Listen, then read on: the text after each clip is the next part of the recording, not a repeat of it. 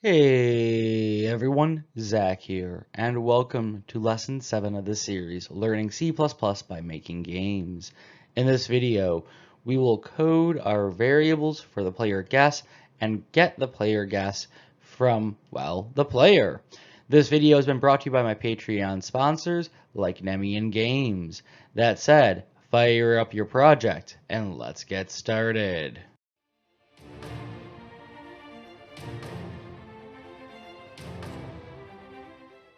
All right, so here we are back inside the editor. We have our initial output saying, let's play a game, guess a number, and all that jazz. What we're going to do is we're going to do this declare our guessed number, and we're going to get that number from the user. So to do that, what we're going to do at first, just below that first bracket. So remember inside of here, sorry, I'm just confused why that's giving me an error. I'm not going to worry about it. The squiggly brackets here are the commands that fall within this main function. I'm going to type in int, so the type of variable we're using. And if you remember from my pseudocode, it is guessed number. So if you look at our pseudocode, that's what I've used there, guessed number. And I'm going to put a semicolon at the end of that to end that statement. So we have declared that we want to store in memory an integer that we will call guessed number, and we being the programmers and users of this code. The computer really doesn't care what we name it. Remember, the name is just for us. The computer doesn't care.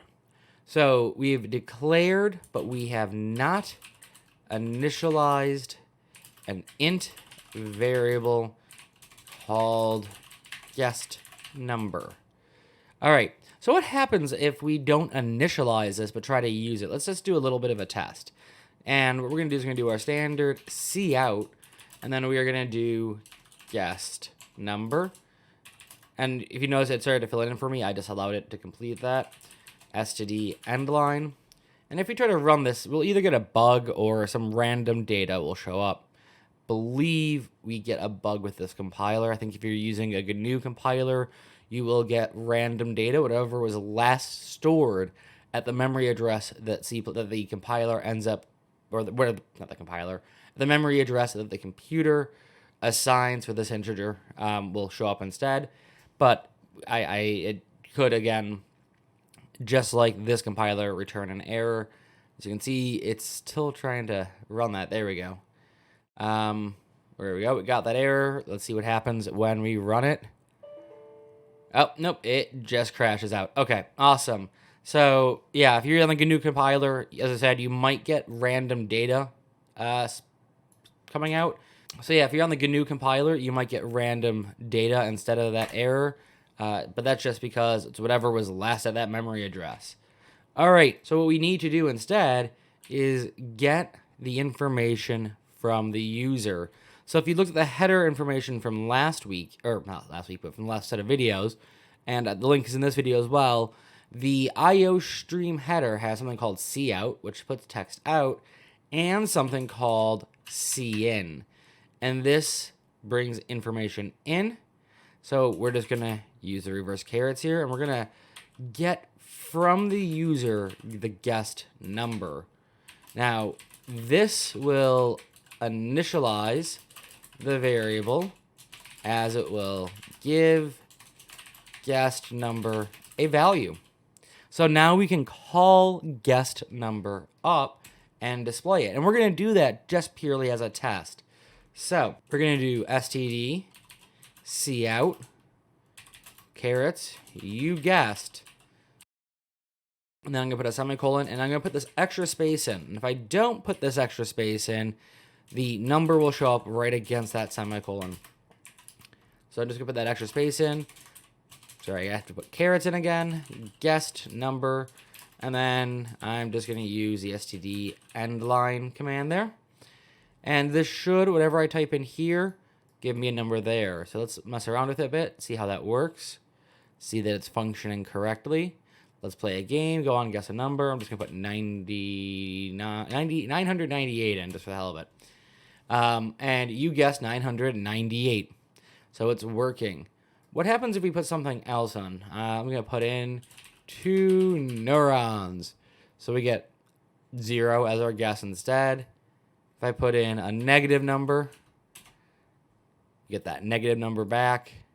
Once if I put in a floating point number, we just get the truncated version of it.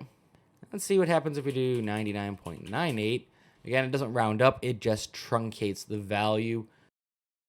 And we can do things like that, where again, it's going to read it as 2 different integers. So it would have, if we had a second int we could have stored, it would have taken that value. However, we only have 1, so it took that first one. All right, so our code is working. We have our output, we have our input, we have a test to make sure our input is working.